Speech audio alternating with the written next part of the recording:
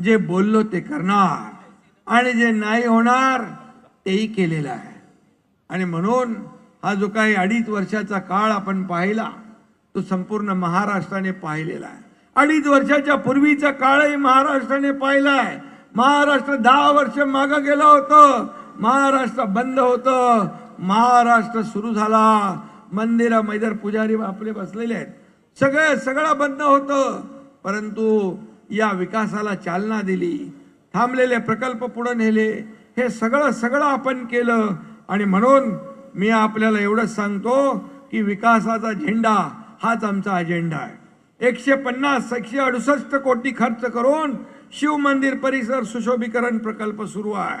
काशी कॉरिडॉरच्या धर्तीवर खासदारांनी याचं काम सुरू केलंय। खासदारांनी त्यांच्या टीमचं मी मनापासून अभिनंदन करतो, त्यांना शुभेच्छा देतो। खरं म्हणजे हे काम कोणी केलं? शिवसेनेने केलं। अंबरनाथला नाट्यगृह कोणी दिलं? शिवसेनेने दिलं। इथल्या रस्त्यांसाठी 154 कोटी रुपये कोणी दिले? शिवसेनेने दिले। पाणी पुरवठ्यासाठी 51 कोटी कुणी आणले? शिवसेनेने आणले।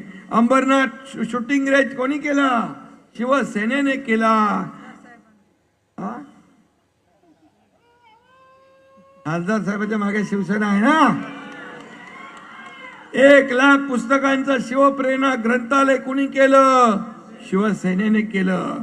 नेहरू गार्डनचा पुनर्विकास पण केला, शिवसेनेने केला। स्पर्धा परीक्षांसाठी UPSCच्या तयारीसाठी सेंटर कुणी उभारलं? शिवसेनेने उभारलं। या गावदेवी मैदानाचं सुशोभीकरण केलं कोणी केलं? चालू आहे ना, काम तर चालू आहे ना बाबा, नाही तर मी सांगेन हे चालू आहे। आणि म्हणून ही सगळी कामं जी आहेत, ही कामं सगळी शिवसेनेने केलेली आहेत।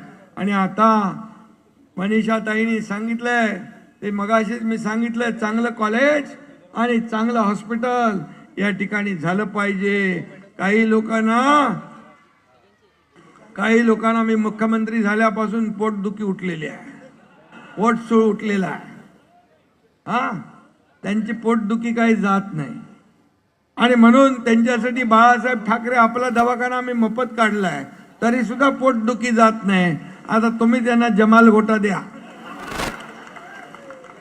अरे झोपता उठता एकनाथ शिंदे, कधी उठता झोपता एकनाथ शिंदे, स्वप्नात सुद्धा एकनाथ शिंदे। का?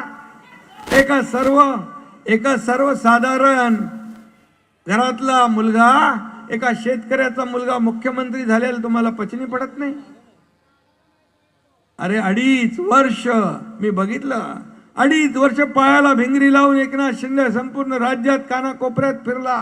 मी आता नगर परिषदा नगरपंचायतच्या निवडणुका पाहिल्या, महाविकास आघाडीचं कोणीच दिसलं नाही। महाविकास आघाडीने मला वाटतं पराभव मान्य करून टाकलाय आणि म्हणून कार्यकर्त्यांना वाऱ्यावर सोडणारे आपण नाही। शिवसेना हा कार्यकर्त्यांचा पक्ष आहे।